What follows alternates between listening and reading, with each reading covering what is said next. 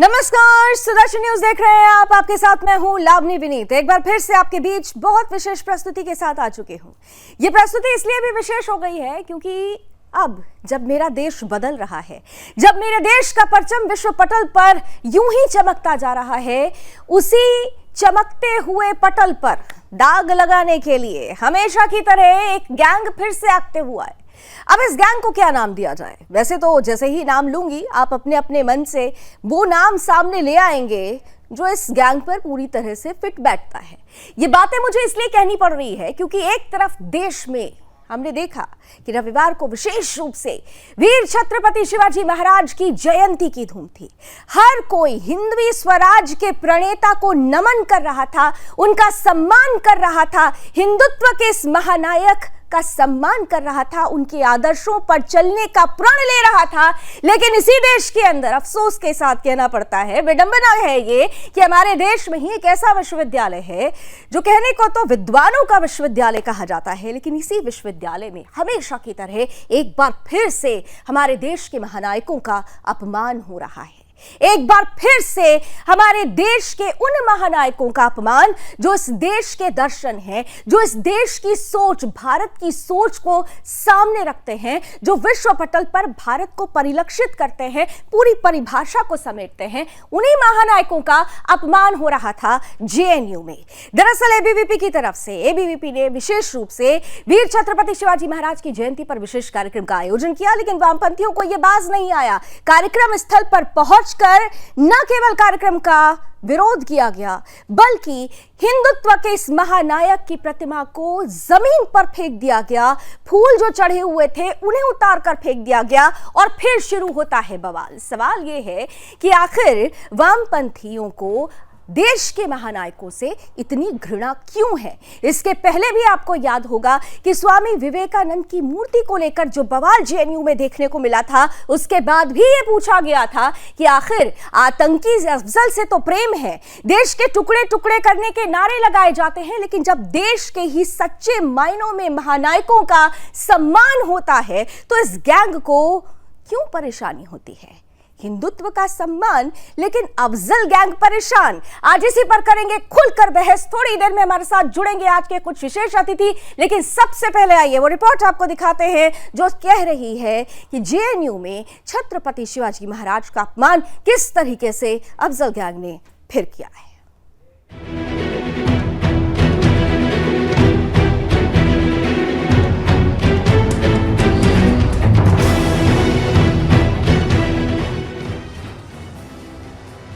जिस आर्य व्रत के लिए बड़े बड़े शूरवीरों ने अपने प्राणों की आहुति दी, जिस जम्बूद्वीप पर दुश्मनों के दांत खट्टे करने के लिए योद्धा आतुर रहते थे, जिस भारत में छोटे छोटे बालक शेरों के साथ खेलकर और उन्हें परास्त करने की शक्ति रखते थे, जिस हिंदुस्तान में छल से मुगलों ने शासन किया, लेकिन जब तक सत्ता में रहे हिंदू योद्धा और वीरों का डर उनके मन में सदैव बना रहा। इस धरा की रक्षा हेतु न जाने कितने ही सर धड़ से अलग कर दिए गए, लेकिन पावन भूमि पर आंच नहीं आने दी।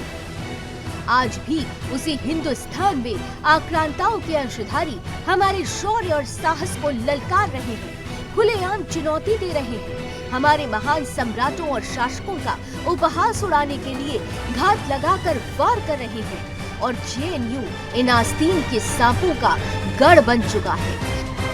भारत के गौरव को देश देशांतरों में उज्जवल करने वाले वर्तमान में भारत के युवा जिस महापुरुष के विचारों को आदर्श मानकर प्रेरित होते हैं, युवाओं के मार्गदर्शक और भारतीयों के गौरव स्वामी विवेकानंद जी की मूर्ति के साथ भी इन गंदी नस्लों ने अभद्रता की थी। इतने पर भी मन न भरा तो लाल सलाम का गढ़ बन चुका जेएनयू एक बार फिर अपना रंग दिखा रहा है, जहां छत्रपति शिवाजी महाराज की जयंती पर रविवार को वामपंथी विधर्मियों ने जमकर उत्पात मचाया। दरअसल एबीवीपी ने छत्रपति शिवाजी महाराज की जयंती पर कार्यक्रम का आयोजन किया था। आरोप है कि एसएफआई के छात्रों ने छत्रपति शिवाजी महाराज की तस्वीर फेंक दी। एबीवीपी ने कुछ तस्वीरें सोशल मीडिया पर शेयर की, जिसमें छत्रपति शिवाजी महाराज की तस्वीरें और फूल माला जमीन पर फेंके हुए दिखाई दे रहे हैं। इस घटना में एबीवीपी से जुड़े करीब आधा दर्जन छात्र घायल भी हुए हैं। संगठन ने घटना की निंदा करते हुए आरोपितों पर कठोर कार्रवाई की मांग भी की है। एबीवीपी ने हमलावरों को देशद्रोही बताया। एबीवीपी ने मीडिया को बताया कि विरोधी छात्रों का कहना था कि जेएनयू में शिवाजी नहीं चलेगा। एबीवीपी ने इन पर छत्रपति शिवाजी महाराज के साथ साथ ज्योतिराव, गोविंदराव फुले और महाराणा प्रताप की चित्रों का भी अपमान करने का आरोप लगाया है। हिंदुस्तान में रहकर हिंदुस्तान के वीरों के अपमान का साहस कैसे हुआ? क्या कोई राष्ट्र विरोधी ताकतें कर रही है सपोर्ट? भारत के वीरों का अपमान कब तक सहता रहेगा हिंदुस्तान? शिवम शर्मा के साथ ब्यूरो रिपोर्ट, सुदर्शन न्यूज।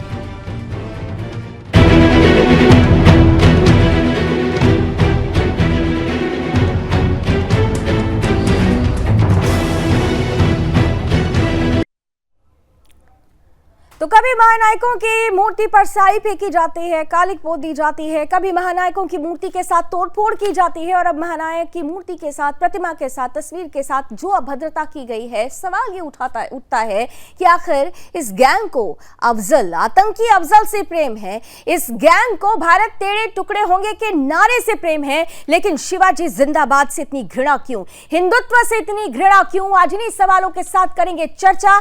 हम आज के अतिथियों से आपका सामना करा देते हैं। हमारे साथ इस वक्त प्रदेश कार्य समिति के सदस्य एबीवीपी से हमारे साथ गोविंद दांगी जी जुड़ चुके हैं। गोविंद जी, बहुत बहुत स्वागत है। और इस वक्त मेरे साथ स्टूडियो में जाने माने पॉलिटिकल एक्सपर्ट अश्विनी मिश्रा जी भी जुड़ चुके हैं। अश्विनी जी, आपका भी बहुत बहुत स्वागत। हमारे दोनों अतिथियों को स्क्रीन पर लेकर आए। मैं इस चर्चा की शुरुआत करूं उससे पहले अपने दर्शकों को बता दूं कि इस पैनल में इस वक्त आप ऑपोजिशन के किसी भी चेहरे को नहीं देख रहे हैं, इसलिए क्योंकि हमने उन्हें आमंत्रण तो दिया इस मंच पर आकर अपनी बात रखने का, लेकिन शायद उनकी सच्चाई में इतना दम नहीं था और हमारे तीखे प्रश्नों का वो सामना नहीं कर पाते, इसलिए उन्होंने आज के कार्यक्रम का बॉयकॉट किया, आज के इस टॉपिक का बॉयकॉट किया। और गोविंद जी, इसी प्रश्न के साथ आपके पास आते हुए, सच में अगर दम हो तो वो हर किसी का सामना करने के लिए तैयार रहता है, लेकिन यहां पर हम देखते हैं कि चाहे एनएसयूआई हो या एसएफआई हो, हमने आमंत्रण दिया कि इस खुले मंच पर आइए और अपनी बातें रखिए, लेकिन उन्होंने आज के कार्यक्रम का बॉयकॉट किया है। यानी ये बताता है कि हिंदुत्व का सम्मान से जुड़ा हुआ प्रश्न उन्हें चुभता है। गोविंद जी। हाँ जी लावणी जी, मैं बस इतना बोलूंगा कि आप आंखों के अंधे को तो दिखा भी सकते हैं प्रयास करके, लेकिन जो मन का अंधा है आप उसको कैसे चीजें दिखाएंगे? ये कोई पहली घटना नहीं है। ये कल हुआ 6:30 बजे जब फोटो लगाने की बात हुई। वो जेएनयू का ऑफिस अगर आप कभी जाके देखेंगे, उसमें पहले से कई सारी फोटो लगी है। लेनिन की लगी हुई है, कार्ल मार्क्स की लगी हुई है, ज्योतिराव फुले की लगी हुई है, पेरियार की लगी हुई है जो हिंदू विरोधी थे, या आप लेनिन की जब लगी हुई जिन्होंने कार्ल मार्क्स की लगी हुई, लाखों लोगों के हत्यारे लोगों की फोटो लगी। लेकिन जैसे ही उस कैंपस में शिवाजी महाराज की एंट्री हुई, जैसे वो जो लाइन फोटो की उसमें शिवाजी महाराज आए, वामपंथियों के गलों में सांसें अटक गई। इससे पहले कुछ महीनों पहले की बात है जब महाराणा प्रताप की फोटो हमने लगाई थी, उसमें सभी एबीवीपी के कार्यकर्ताओं के ऊपर हमला कर दिया गया था। उससे पहले कह आप घटना जाएंगे तो ये कोई पहले इशू नहीं है। इससे पहले भी जब नवरात्रि पूजा जेएनयू में नहीं होती थी, लेकिन जब एबीवीपी ने शुरू करी उसके पीछे इतना हिंसा हुआ, एबीवीपी कार्यकर्ताओं को अपने जान की बाजी तक लगाना पड़ी, लेकिन हम लोगों ने उस कैंपस में नवरात्रि का पंडाल स्थापित कर दिया अंत में। एक समय था जब दुर्गा को वैश्या कहा जाता था, एक समय था जब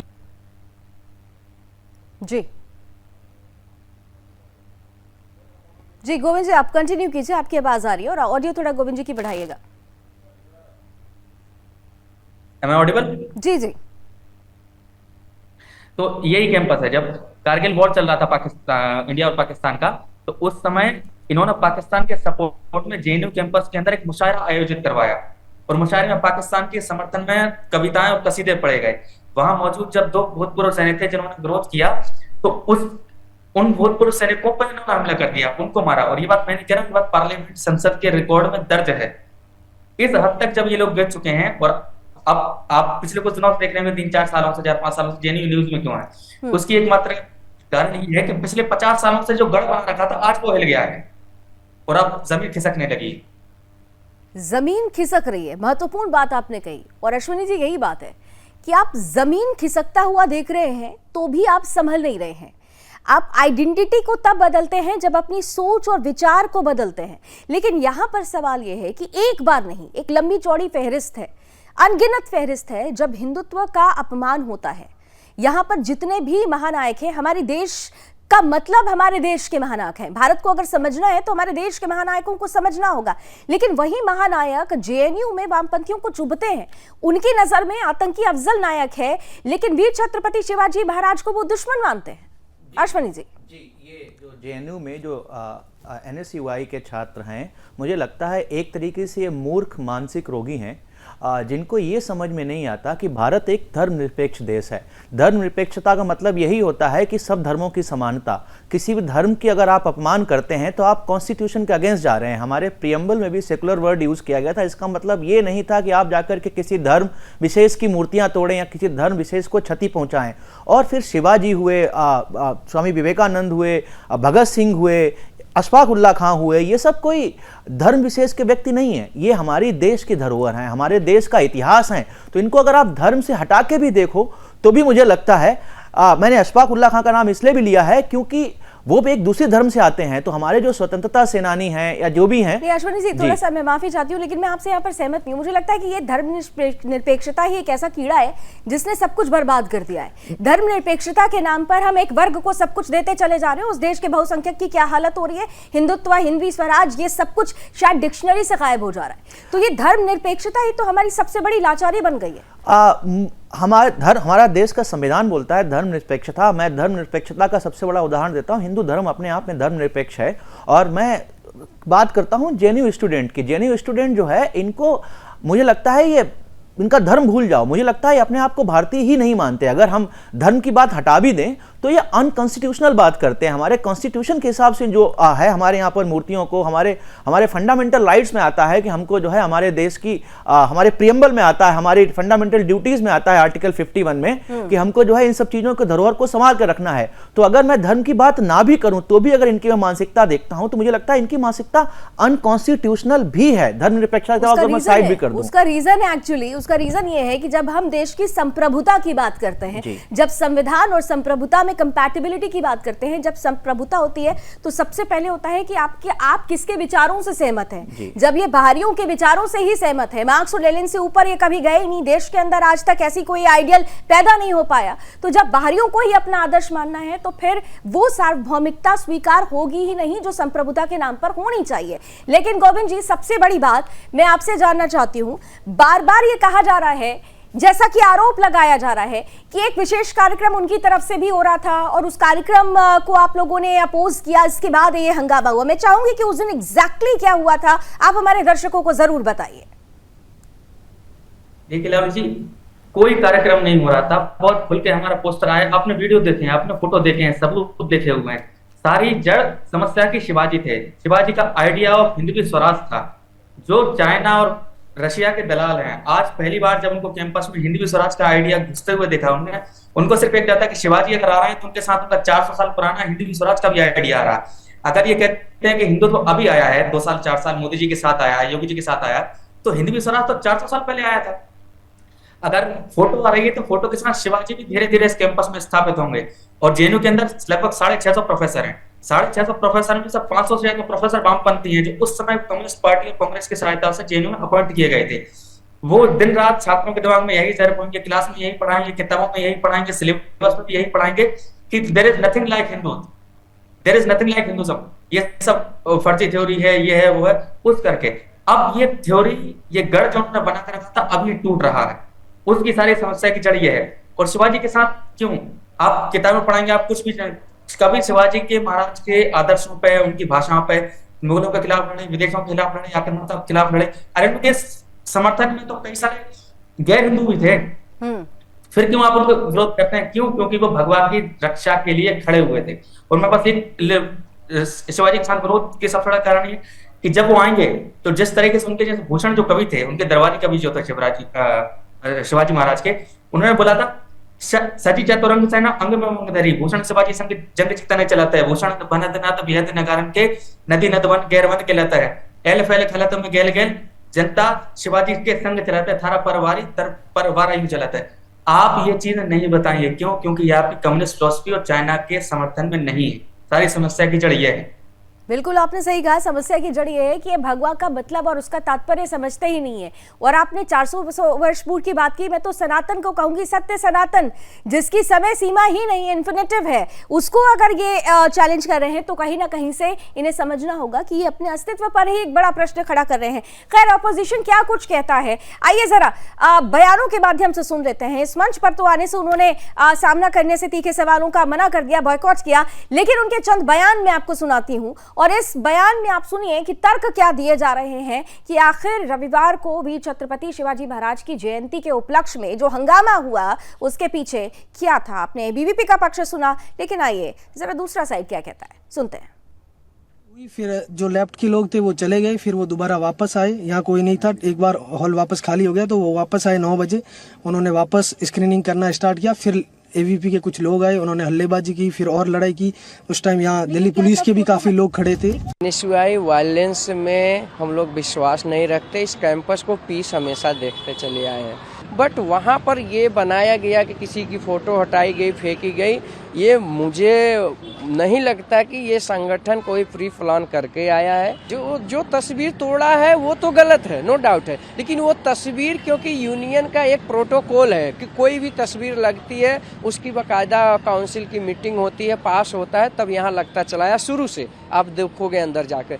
बट अभी जो इस तरह घटनाएं हुआ है वो पुलिस को इन्फॉर्म किया जाना चाहिए था, इस तरह का कांड हुआ है, और जेएनयू प्रशासन को इन्फॉर्म करना चाहिए। तो ये आपका काम नहीं है कि आप पत्थर मारो, किसी के सर फोड़ो, ये काम किसी संगठन का नहीं है। आप संगठन, आप जाकर रिपोर्ट दर्ज करवाते, एफआईआर दर्ज करवाते, प्रशासन आता है, पुलिस आता है, जो भी छात्र किया है उसको अरेस्ट किया जाना चाहिए, उसको जेल भी भेजना चाहिए, और दूसरी बात को उसको ये प्रशासन के तरफ से बैन करना चाहिए यूनिवर्सिटी। सवाल ये उठता है कि कहा जा रहा है कि परमिशन लेने की जरूरत है, लेकिन क्या आतंकी अफजल की बरसी के लिए भी परमिशन ली गई थी? और अगर ऐसी परिस्थिति थी तो ये कितनी घातक है, ये सब कुछ जानने की कोशिश करेंगे। में छत्रपति शिवाजी महाराज का अपमान हुआ और उसके बाद ये सवाल उठ रहा है कि आखिर आतंकियों का सम्मान करने वाले हमारे देश के महानायकों का अपमान क्यों करते हैं, उनके सम्मान से इतनी परेशानी क्यों होती है। ब्रेक से पहले आपने उन बयानों को भी सुना जो एनएसयूआई की तरफ से आया, उनका कहना है कि परमिशन नहीं ली गई थी, और जिस तरीके की भी परिस्थिति की वो जिक्र कर रहे थे। सवाल ये है कि क्या वीर छत्रपति शिवाजी महाराज की जयंती मनाने के लिए परमिशन की जरूरत है? और अगर परमिशन की जहां तक बात थी, आक्रोश आपको प्रतिमा पर, तस्वीर पर दिखाने की क्या जरूरत थी? आप एडमिनिस्ट्रेशन के पास भी जा सकते थे, लेकिन ऐसा नहीं किया गया। एक बार फिर से अपने पैनलिस्ट के पास चलते हुए, गोविंद पहले आपके पास आ रही हूं, फिर अश्विन जी आपके पास आऊंगी। जैसा कि ये आरोप लगाया जा रहा है कि आपने सुना कि कोई परमिशन नहीं ली गई थी और फोटोज को लगाने के लिए पहले काउंसिल के पास जाना होता है, और जितनी भी लंबी चौड़ी उन्होंने प्रक्रिया का जिक्र किया बयानों के माध्यम से आपने सुना होगा। लेकिन ये पूछा जा रहा है सोशल मीडिया पर भी कि भाई छत्रपति शिवाजी महाराज की जयंती के लिए परमिशन की जरूरत होती है क्या?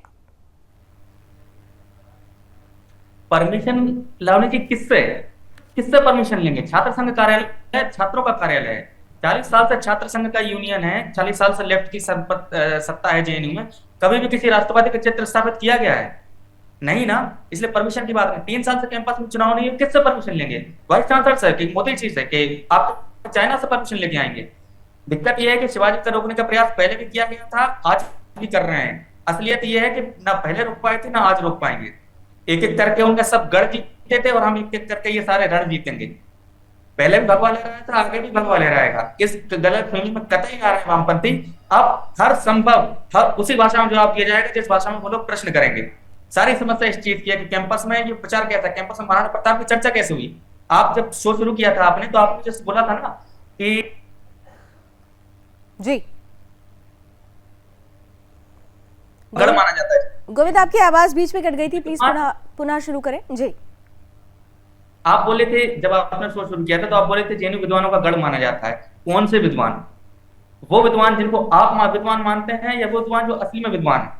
यानी कि वामपंथियों के हिसाब से तो शंकराचार्य भी विद्वान नहीं है, इनके हिसाब से वेद व्यास और वाल्मीकि भी विद्वान नहीं है, इनके हिसाब से विद्वान है कार्ल मार्क्स, इनके हिसाब से माओ, इनके हिसाब से लेनिन, इनके हिसाब से चाइना महान है। 5000 पुरानी आपके देश की सभ्यता आप सुनते गए। 1962 की आपकी लड़ाई याद है ना चाइना के साथ?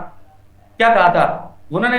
कहा था ऑफिशियल स्टेटमेंट कम्युनिस्ट पार्टी का, माओ केम हियर टू लिबरेट अस। माओ हमको आजादी दिलाने आए हैं। आजादी किससे? शर्म नहीं आती आपको दलाली करने में? किस लेवल तक गिरेंगे आप? अब सत्ता जा चुकी है, अब जमीन धस चुकी है, अब औकात आपकी दिख रही है। चौथा, आपने पिछले 50 सालों में जेएनयू में जो गढ़ जमाया था, आपने जेएनयू में जो अंगद की तरह पांव जमा के रखा था, आज वो हिलने लगा है, कहें कि हिल चुका है। अब कुछ दिनों की और बात है, ये जेएनयू वामपंथ सवाल बिल्कुल आपने सवाल सही कहा अश्विनी। देखिए सवाल ये है कि आजादी किससे चाहिए। देश में आप देखिए कि त्रिपुरा का भी इलेक्शन हुआ है, हालात ये हो गए कि वामपंथियों और कांग्रेसियों को हाथ मिलाना पड़ा, दो दुश्मन एक साथ हो गए। जनता ने ही बड़ा जवाब दे दिया है, बावजूद इसके एक के बाद एक ऐसी परिस्थितियां, और ऐसी परिस्थितियों में बार बार मैं कहूंगी कि हिंदुत्व से इतनी घृणा, महापुरुषों महानायकों से इतनी घृणा, जो सहनशीलता स्वामी विवेकानंद जी हमें सिखा कर गए, जिनको कहा जाता है कि आपने स्वामी विवेकानंद जी को जान लिया मतलब आपने भारत को जान लिया, उनके प्रति इनकी जो संवेदनहीनता थी और कितने ये असहज थे हम पहले भी देख चुके हैं। और अब शिवाजी महाराज जिन्होंने इस देश में आए हुए आक्रमणकारियों को बताया कि हमारा देश है, जरा संभल के रहना, उनके लिए भी इतनी घृणा। और जब ऐसा सवाल पूछा जाता है कि ये घृणा क्यों है, तो उसका जवाब देने से पीछे हटते हैं, सामना करने की हिम्मत नहीं होती है। जी मुझे लगता है कि इनकी ये घृणा सिर्फ हिंदू या शिवाजी या विवेकानंद से नहीं है। इनकी जो घृणा है वो idea of India, idea of जो भारत का जो आइडिया है उससे ही है। जिस हिसाब से हमने पास में भी देखा है कि इनके यहाँ से जो टुकड़े टुकड़े गैंग निकलते हैं, या जो अदर कंट्रीज़ के जो अपीसमेंट की बात करते हैं, अपने देश के प्रति कोई सम्मान नहीं दिखाते हैं। हिंदुस्तान है क्या? हिंदुस्तान एक इतिहास है जहाँ पर हमारे बड़े बड़े कर्मठ लोग हुए हैं, बड़े वीर पुरुष हुए हैं। अगर उनको आप क्या चाहते हैं कि हम हिंदुस्तान में शिवाजी महाराज की सेलिब्रेशन के लिए परमिशन देंगे, कल तो आप ये भी बोल दोगे कि 15 अगस्त का झंडा फहराने के लिए परमिशन चाहिए होगी। तो इस टाइप की बातें बिल्कुल अनर्गल हैं। जो देश का इतिहास है, जिस इतिहास से देश बना है, उसके लिए परमिशन लेने की जरूरत नहीं पड़ती है। झंडा भी नहीं फहराया है। ये देश के लिए बहुत शर्म की बात है। और मुझे लगता है ऐसे इंस्टीट्यूशन पे गवर्नमेंट को कुछ एक्शन लेना चाहिए।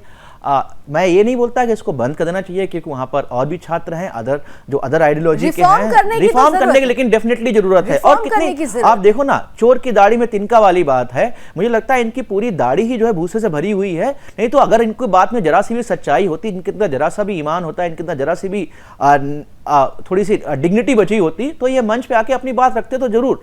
कोई ऐसे तभी भागता है जब उसको पता होता है कि वो 100% गलत है। जी, जब 100% आप गलत हो और आपकी सच्चाई में दम ना हो तो वाकई आप भागेंगे, और ऐसा ही कुछ हुआ है। सवाल बड़ा है कि हिंदुत्व का सम्मान करने से इन्हें परेशानी होती है, लेकिन अब माहौल बदल रहा है। गोविंद, आपसे लास्ट कमेंट लूंगी और फिर समापन करती हूं। माहौल बदल रहा है, देश बदल रहा है, सोच और विचार बदल रहा है। क्या आपको लगता है कि जेएनयू भी जल्दी बदल जाएगा? देखिए लावण्य जी, मैं पिछले 5-6 साल से इस कैंपस में हूँ और मैं आपको बहुत विश्वास और आत्मविश्वास के साथ ये बोल रहा हूँ, बस कुछ चंद महीने या 1-2 साल और उस कैंपस में जो एक लाल गढ़ माना जाता था, वो कैंपस जिसमें नक्सलवाद के नारे गूंजते थे, वो कैंपस जिसमें कश्मीर और अफजल की बातें होती थी, उसी कैंपस में राम स्थापित हुए हैं पिछले कुछ सालों में। उसी कैंपस में तो सत्य सनातन स्थापित होगा। गोविंद जी से हमारा कनेक्शन टूट गया है। चलिए इसी के साथ बहरहाल समापन का वक्त भी हो गया है। थैंक यू सो मच आप दोनों का, गोविंद आपका भी और अश्विनी जी आपका भी बहुत बहुत धन्यवाद हमारे साथ जुड़ने के लिए। कुल मिलाकर अगर देखें तो जेएनयू में जिस तरीके से महानायकों का अपमान होता आ रहा है, जहां पर आतंकियों का सम्मान होता है और महानायकों का सम्मान होने से परेशानी होती है, वहां के लिए एक बड़ा सवाल छोड़कर जा रही हूं। जो लोग इस देश के महापुरुषों को नहीं समझ सकते, जो लोग इस देश के महानायकों का अपमान करते हैं, एक बार उन्हें आईने के सामने खड़े होकर स्वयं का आकलन भी करना चाहिए। क्योंकि जब आप सत्य सनातन पर, इस देश के महापुरुषों पर, हिंदू और हिंदुत्व पर प्रहार करते हैं, तो सही मायने में आप अपने अस्तित्व पर प्रहार करते हैं। आकलन जरूर करिएगा। अभी बस इतना ही। देश और दुनिया की तमाम खबरों के लिए आप जुड़े रहिए सुदर्शन न्यूज के साथ। जय हिंद।